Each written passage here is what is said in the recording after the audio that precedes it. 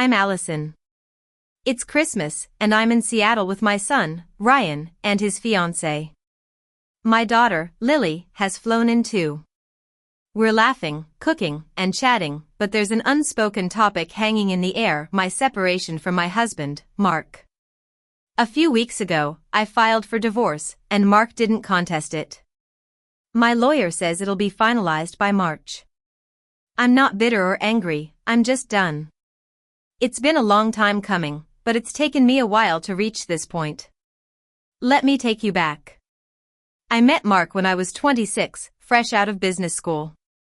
I was full of dreams and naive enough to think that love was a partnership built on mutual respect and support. Mark was 24, working as a graphic designer. He was charming, with a calm and confident demeanor that made me feel safe. We hit it off at a friend's art exhibition, bonding over our shared love for creativity and the arts. 6 months later, we were engaged, and a year after that, we got married. Our life seemed like the perfect American dream. We bought a house in the suburbs, took on a mortgage, and had a minivan. We had 2 beautiful children, Ryan and Lily. Ryan is now 28, an engineer with a logical mind, and Lily is 25, an aspiring artist. I worked hard to provide for our family. I took on a high-pressure job in a marketing firm because we had bills to pay, and our children deserved the best education. Mark, on the other hand, decided to stay at home after Lily was born. At first, it was a temporary arrangement, but, over a few, reopened. To be part of the norm. I never complained. I paid for Ryan's engineering courses, Lily's art supplies, and tuition for her art school. I covered the property taxes when they increased, and when Mark's father got sick and needed long-term care, I footed the bill because I believed that's what a partner does. I was there for my family in my own way. I attended all of Ryan's soccer games, even though I had no interest in soccer. I sat through every one of Lily's art shows, no matter how abstract or controversial her pieces were. I even took Mark to marriage counseling twice. Once in 2010 and again in 2019. Both times, the therapist said we just needed to communicate better. But Mark thought it was a waste of money, and we stopped going. Looking back, that should have been a red flag. Then, one fateful Tuesday night in July, I came home around 7:30 p.m. I'd been at the office late, finalizing a big marketing campaign. My head was pounding with numbers and deadlines, and my shoulders ached from the weight of responsibility. Mark was in the kitchen, wiping down the counters with that tight-lipped expression he'd mastered. "Dinner's cold," he said. "I'll heat it up." I apologized, sensing the tension in the air. The meeting ran over. It always does. I grabbed a plate of leftovers from the fridge and put it in the microwave. And then, out of the blue, Mark said, "I don't think I love you anymore." I stopped in my tracks, mid-reach for a fork. "What?" I asked, stunned. He repeated it, his voice steady. "I don't think I've loved you for a long time." I turned to face him. He wasn't crying or angry, he just looked calm, like he'd rehearsed this speech 1,000 times. "Where is this coming from?" I asked. "It's been 25 years pulled at 25 years. Allison, you've never been emotionally present," he said. His words hit me like a punch in the gut. "I've been here," I said, but my voice sounded small and weak. "You show up, you pay the bills, but you're not really here. You don't see me. You don't care," he continued. I was in shock.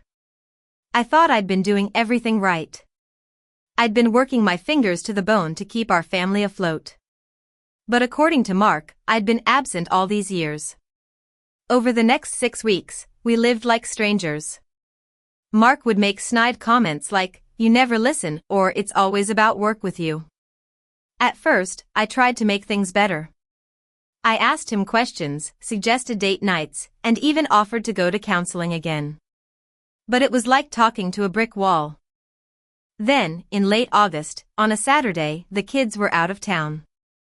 Ryan was in New York for a work conference, and Lily was in Los Angeles for an art workshop. Mark and I were sitting in the living room. He was reading a book, and I was going through the bills, as I did every month. He looked up and said, "I think we should separate." I stared at him in disbelief. "You want a divorce?" I asked.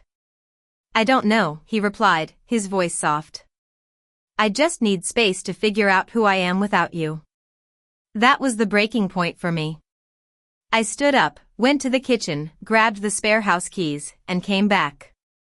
I dropped them on the coffee table in front of him. "Here," I said. "The house is paid off. It's yours. I'll move out, and I'll transfer half of our savings, which is $150,000, to your account on Monday. You'll have plenty of space and money to find yourself." Mark looked shocked. "Allison, I didn't mean it like that," he said. "Yes, you did," I replied calmly. "You're right. I've been emotionally absent, and now I'll be physically absent too." That night, I called Ryan and Lily. I told them that Mark and I, before we'd be married though were 25 years, we were separating amicably. Ryan asked if I was okay, and I lied and said yes. Lily cried and asked if it was her fault. I assured her it wasn't. By Monday afternoon, I'd moved into a small, furnished apartment downtown. It was quiet and impersonal, but it was mine. I transferred the money to Mark's account, updated my address with the bank, and forwarded my mail. The first 2 weeks were strange.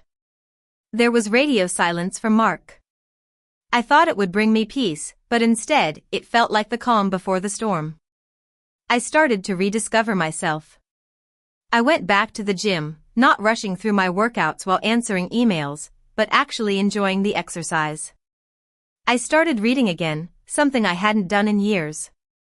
Then, in September, on the 13th, my phone buzzed. It was a text from Mark.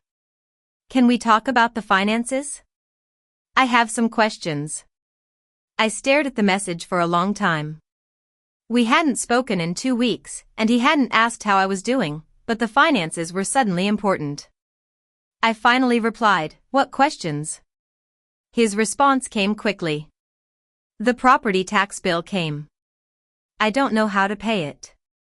I could see the first crack in his new-found freedom.